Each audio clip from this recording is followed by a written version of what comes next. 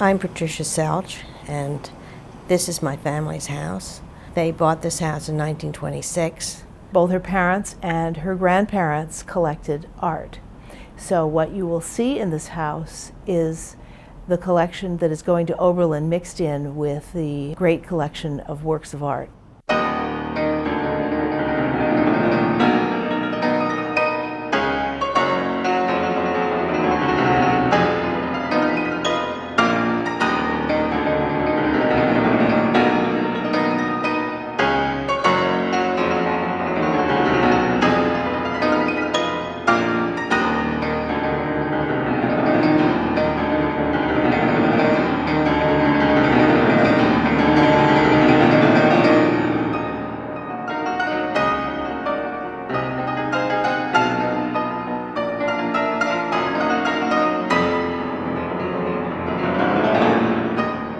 Eric was the kind of person that he hated people when they took a piano and made it into a desk, or took a clarinet and made it into a lamp. It just killed him. He didn't think of them as ornaments. I mean, they may be hanging on the wall, but that's expediency. When we first got into this, I said, oh, great. Well, then if you find a fiddle, and then you find the second one, and then you can sell the first one. But, guess what? They're all different. It was gathered by Frederick Richard Selch, who has always been known to us by Eric. He was an amazing person, interested in music and culture from very early. He began collecting instruments when he was 5, I believe. He grew up in upstate New York, in the very beautiful area, just a little east of Cooperstown. He went to the Army and was stationed in Washington, D.C. While he was there, he began collecting instruments. And after his 2-year stint in the Army, he and his wife moved to England, where he did some of the very first television advertisements. We went to Europe, and he had an introduction to the chairman of J. Walter Thompson, so he got a job there. And that was the beginning of commercial television in England. And then he decided to pursue a career in singing and in stage design. He'd been studying singing all his life. We went to Milan, we went to Siena, and after 2 babies, we came home. When they returned to the United States, actually even before they returned, he had collected enough objects to have his first exhibition. I kept a kind of a record of what we spent, because that was kind of like budgeting. We are not good budgeters, but we still kept a record of it. And we agonized over things that we bought, things that he wanted. If they were very cheap or something, there was no question. He went into radio, and then he bought Ovation magazine, which was a classical music magazine. He ultimately did a PhD. He finished it and received his PhD just before his death in 2002. We had a lot of music at home and a lot of parties. He was also a very big party person. He just loved parties. He was an infectious sort of person. Once you met him, you never forgot him. And musicians loved him. Everybody loved Eric. We'd go away for every weekend. We just kept a suitcase in the car and went every weekend exploring. The collection consists of some 700 musical instruments, well over 6,000 books, many of which are extraordinarily rare. One of the wonderful things I love about this collection is name a topic, and I can pull out a small group of objects that will illustrate that topic.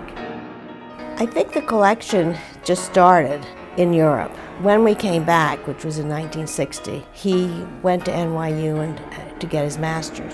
But he had a professor who taught a course in American musical instruments and American music. And he said, nobody is looking at American instruments. That's when he really started going into American history, because he collected books about towns and who the merchants were and how the umbrella maker turned into the instrument maker. He would sometimes turn up in New England, knocking at my door and saying, okay, there's a flea market here or an auction there, let's go. And I would walk down a flea market aisle and find a few things, and Eric would come after and say, look what you missed. He could go into a place and he could spot a musical instrument or a book or a artifact just out of the blue.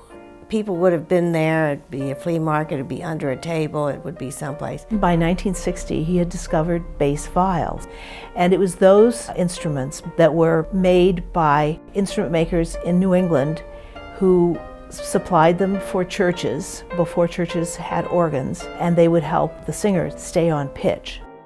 He has the corner on bass viols. There are some 60 of them in the collection, and there are 5 double basses as well. So they're really like putting a group of 10 people together of all different sizes and shapes. Oftentimes the instrument makers probably didn't even have an instrument to copy, so they had seen a cello and created something that maybe it fit the particular piece of wood that they had. He wanted people to do research and to understand them and realize where they fit into American culture and American history. He would always go to the Historical Society, but he wanted the books for himself, and that's how he ended up with this huge library. What is so special about Eric is that he was interested in context. I think the paintings are very important because they show the life around an instrument. And really, in the early days, having an instrument was very important to a family. This collection is full of both books and instruments that were used and played and part of everyday life. It's just extraordinary to have those early books and then instruments that complement and illustrate what's in the books. I'm donating this collection to Oberlin because it needs a home, and Eric went to Oxford to study about American instruments, which sounds strange, but in America at that time, and really up to almost the present, there is no big collection of American instruments. And he said, why should people go to Europe to study American instruments? I tried to find a place that would have an interest in them and would have a space for them. Oberlin students are some of the most creative and interesting people in the university world. This is an ideal collection for all of you because you can go in so many different directions. He really wanted it to be at a university where there would be a lot more access to these instruments, and the books that go along, and the paintings. I know that he gave a lecture at Oberlin, and I think he really liked that place. And he, of course, liked a lot of people that had gone to Oberlin. And I think it's the right place.